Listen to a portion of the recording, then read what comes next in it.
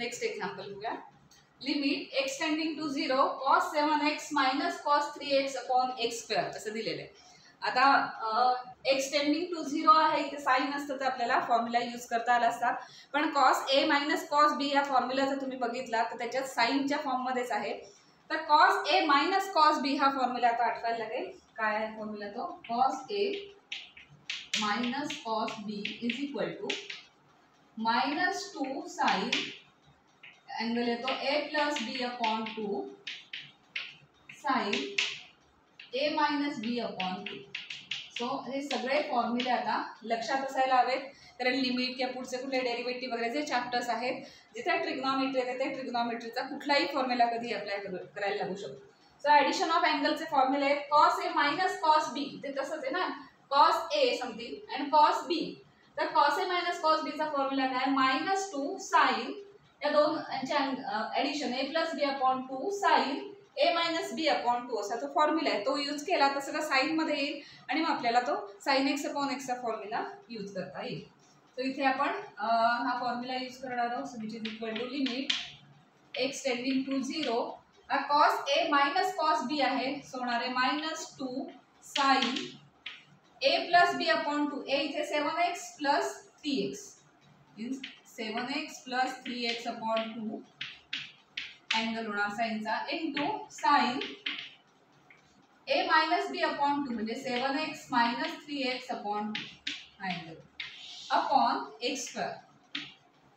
आता 7x plus 3x म्हणजे 10x upon 2 म्हणजे इथे आलं 5x अँगल, इथे 7 मायनस 3 4x अपॉन 2 म्हणजे आला 2x angle. So which is equal to limit x tending to 0 minus 2 sine angle होईल 5x इंटू साइन ते होणार आहे 7 मायनस 3 4 अपॉन 2 म्हणजे 2x upon x square.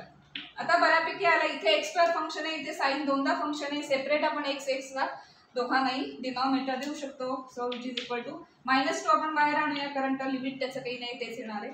Constant येतो बाहेर येणार लिमिटच्या, limit x tending to 0 sign 5x upon याला एक x देणार, कारण डिनॉमिनेटरला x स्क्वेअर आहे ना, सो आपण सेपरेटली x असे दोन्ही देऊ शकतो into limit x tending to 0 याचा साइन 2x अपॉन x.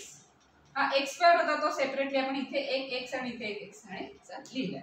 आता 5x अपॉन 5x पाहिजे होता आणि इथे 2x अपॉन 2x पाहिजे होतं, तेवढं फक्त ऍडजस्टमेंट करावी लागेल. मग इथे 5 आणायचे असतील तर इंटू 5 करायला लागेल, इथे 2 आणायचे असतील तर इंटू 2 करावं लागेल. So which is equal to minus 2 limit x tending to 0 sign 5x upon 5x. तर ते सगळ्यात लास्टला लिहूया आपण काय काय ऍडजस्टमेंट केली ती, into limit x tending to 0 sine 2x upon 2x.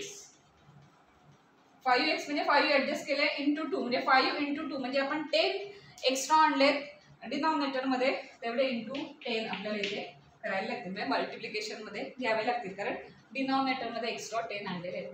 आता बघूया काय काय आहेत. याचं लिमिट 1 येणार आहे, याचं लिमिट 1 येणार आहे. सो काय काय राहिलं, फक्त मायनस 2 इंटू 10 एवढंच राहिलं, which is equal to minus 2 into 10 minus 20. So answer is minus 20. तर लिमिट किती आलं? मायनस 20, कारण इथे 5 आणि इथे 2 फक्त ऍडजस्ट करावे लागले आणि आपण ॲडिशन ऑफ अँगलचा फॉर्म्युला इथे यूज केला.